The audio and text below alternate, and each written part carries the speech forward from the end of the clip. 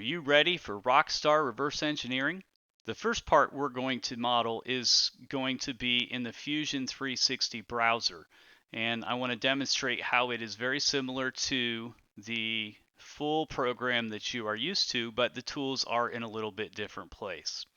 So if you are or have the ability and you have this downloaded on a PC, you can probably skip the next moment or two and get to where I'm actually modeling the parts, because you should be familiar with where all the parts are. So in order to get to the browser, it's when you click on the My Hub link, it's first going to take you to Autodesk, where you're going to need to sign in with your email, which would be your school email for your username. And then you need to know your password. If you've forgotten your password, you'll need to go through the password reset through Autodesk. Then we'll go ahead and sign in, and that'll sign into your account. That is going to bring up all the projects that you have already, so you'll see all the projects you've ever done on your account. We may want to create a new project folder that we're going to call Rockstar Engineering, and click Create Project.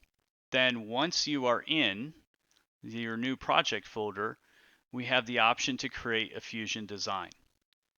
Of course, best practice, as soon as the file is created, would be to save it as measuring spoon, and then determine whether you're going to be doing it in inches or millimeters, and I'm going to go ahead and switch my units to inches. Once you are in your Fusion design, we see we have some of the basic tools available to us. However, it's often helpful to know some of the shortcut hotkeys in order to get to those tools. For example, T for trim, P for project, D for dimension, and so on. Shift plus is create a point, because sometimes these tools kind of disappear on us and you have to know the fast key. So to start out, of course, as always, to make this measuring spoon, I'm going to create a sketch, and I'm going to start on the front plane.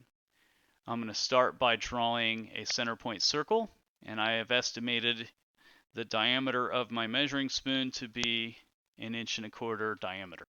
So we create the circle, and then using the line tool, I'm going to make sure I connect to the origin and draw a horizontal line, and again connect to the origin and draw a vertical line. Escape still gets you out of a tool, just as it did before. And then up here, I believe this is the key for the up here at the top. This is the trim tool, or you can hit T for trim, and that should trim away the rest of my circle. So that gives me a quarter of a circle that now I will stop my sketch, and I'll be able to execute a revolve, select my profile, then select the axis, and I'll revolve a full 360 degrees. Okay, next, just like before, we would want to shell this out. So I'll go to Modify, where we see the Shell tool. My measuring spoon is made out of stainless steel, so it's about a 32nd of an inch. I'll click the top face, that would be 30 thousandths, and shell out, and now I have the spoon part of my measuring spoon. Next, I'm going to model the handle for the measuring spoon. So first of all, I'm going to want to have an offset plane. I'm going to pick a vertical plane here, and I think the handle looks to be about 3 inches long or so, so I'm going to come out about 3.25 inches. Again, we're just trying to get this close, so I'm not really picky about being perfect. And then we'll put a sketch on that new offset plane I just created. Once I do that, up here is the project geometry tool. So I do want to make sure I project those edges, because when I draw my handle, I want to make sure that I can get it centered on the side face. It still needs to be connected onto that edge. So I'm estimating my handle to be about a 1/2 inch in width, or about 30 thousandths in height. And then you see it's still not fully constrained, so what I may do is add Try to add the center point of each of those sides. Origin there, or the little triangle shows up that shows me I have the center point.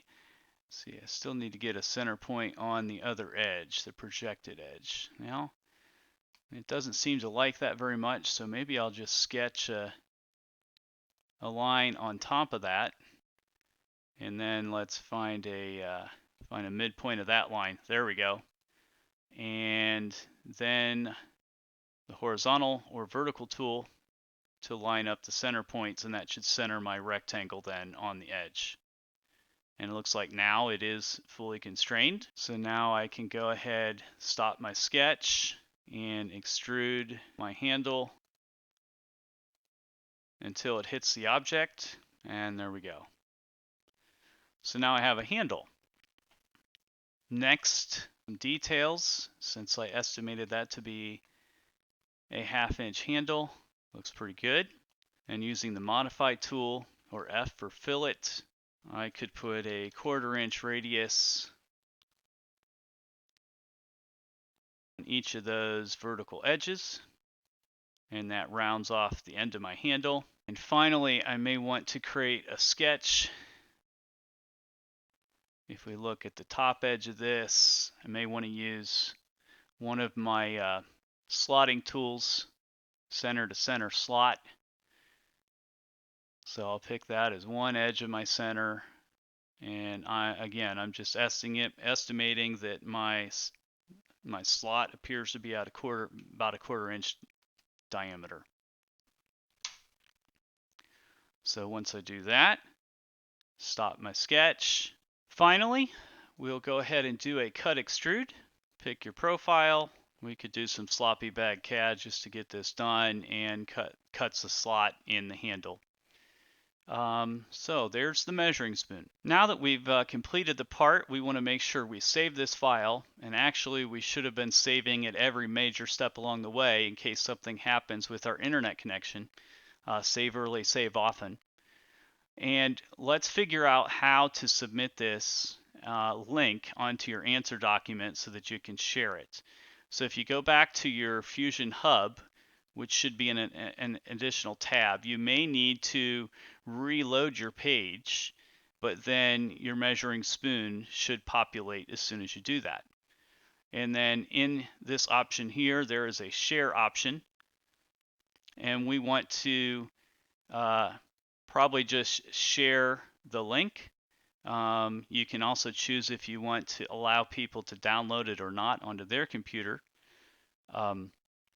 But if we copy that link, and finally, if I close that window, I can go back to my Rockstar Reverse Engineering answer document.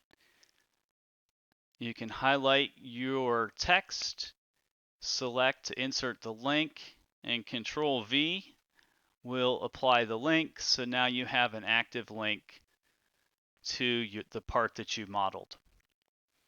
Okay?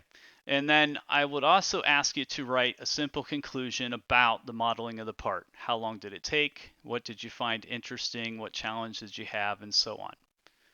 If you were working in the standard environment, then if you're on your data panel,